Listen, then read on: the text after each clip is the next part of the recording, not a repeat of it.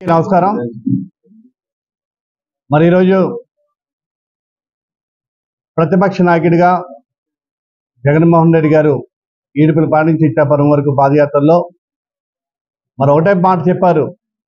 మా పార్టీ అధికారంలోకి వస్తే కులం లేదు, మతం లేదు, ఓటేసినా ఓటు అయిపోయినా ఏ పార్టీ వారైనా ప్రతి ఒక్కరికి ప్రతి పథకాన్ని చేస్తామని ఈరోజు 26 జిల్లాల్లో కూడా మరి భారతదేశంలో ఏ ముఖ్యమంత్రి పనిచేయని విధంగా మన రాష్ట్ర ముఖ్యమంత్రి గారు పనిచేశారు.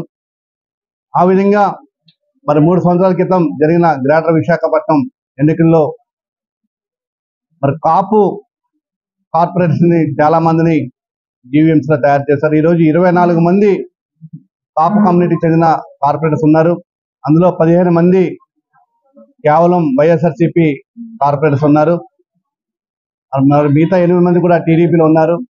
మరి నాకు డిప్యూటీ మేయర్గా విశాఖపట్నంలో మొట్టమొదటి కాపు కమ్యూనిటీకి డిప్యూటీ మేయర్ ఇవ్వడం, తద్వారా ఆనంద్ గారి నాయకత్వంలో వెస్ట్ కాన్స్టిట్యున్సీలో సుమారు 225 కోట్ల రూపాయల పైగా అభివృద్ధి పనులు చేసుకోవడం. మరి గతంలో ఈ రోజు ఆనంద్ గారు ఎక్కడికి వెళ్ళినా కూడా 14 వార్డులో కూడా మరి గన్నబాబు 15 సంవత్సరాలు ఇక్కడ ఎమ్మెల్యేగా పనిచేశారు. ఎప్పుడు ఎవరికి ఏది అందుబాటులో లేరు. మరి ఆనంద్ గారు ప్రతి విషయంలో కూడా వస్తూ ఉన్నారు, పనిచేస్తూ ఉన్నారు. మేము ఆనంద్ గారిని గెలిపించుకుంటామని చెప్తా ఉన్నారు. మరి ఇటీవలే మొన్ననే వంగవీటి రాధా గారిని తీసుకొచ్చి మీటింగ్ పెట్టారు. ఆ మీటింగ్లో కాపు సామాజిక వర్గం చెందిన వ్యక్తులు కాకుండా బయట వ్యక్తులు చాలా మంది అదర్ కాస్ట్ వాళ్ళు వచ్చి మీటింగ్లో పాల్గొనడం. మొన్ననే చూసారు, ఆదివారం నాడు గోపాలపట్నంలో ఆనంద్ గారి నాయకత్వంలో మరి వెస్ట్ లో కాపులందరూ కూడా ఆనంద్ గారికి మద్దతు చేసి రేపు 13వ తేదీన జరిగే ఎలక్షన్స్ లో మీ అందరం కూడా కాపులందరూ కూడా ఆనంద్ గారిని గెలిపిస్తామని మాట ఇవ్వడం.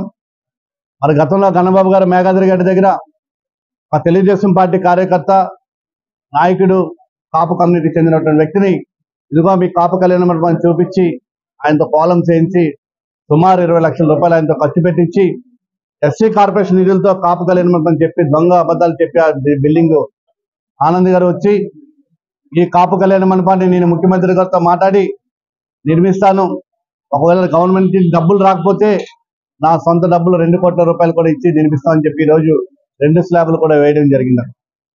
ఆ విధంగా ప్రతి విషయంలో మన ఆనంద్ గారు మాకు కాపు కమ్యూనిటీకి అండగా ఉంటున్నారు.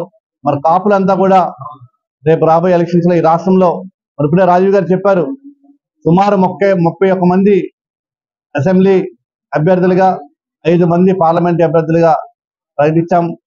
కాపులకు ప్రాధాన్యత ఇస్తాం, ఈ రాష్ట్రంలో ప్రతి దానికి అండగా ఉంటామని చెప్పి ముఖ్యమంత్రి గారు ఏదైతే మాట ఇచ్చారో ఆ మాట ప్రకారం 26 జిల్లాల్లో కాపులందరూ కూడా జగన్మోహన్ రెడ్డి వైపు ఉన్నాము.